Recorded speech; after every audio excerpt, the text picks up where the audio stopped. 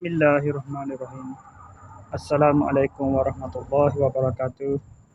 Jumpa lagi kita dan channel saya. Hari ini hari Jumaat,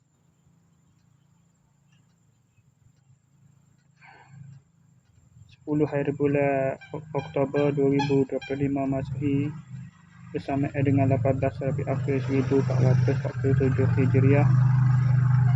Sekarang ni pukul 2:46 petang.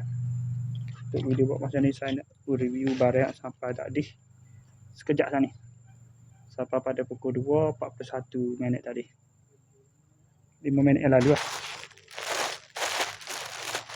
Barang daripada China, logistik sorting hook si New Yi Street, Maoyuan Village, Chinatown, Dongguan City.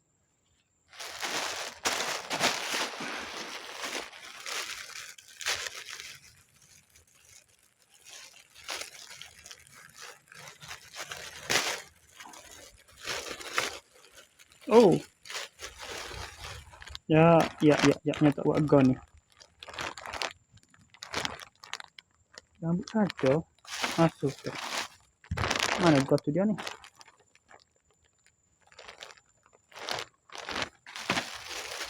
Dia dah ni.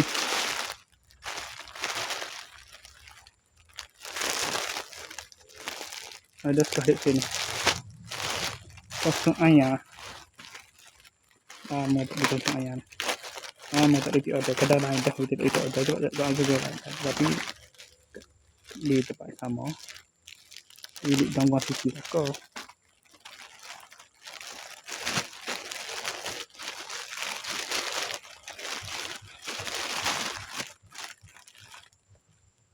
Lain cara goni dia ni.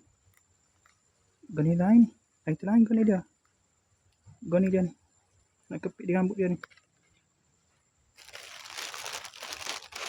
Mula lain goni dia. Model lain lah, kedai lain. Ibu kat belakang, okey. Ni kasut. Ni stocking dia. Kasut dah ada dah. Okey, sekadar itu saja.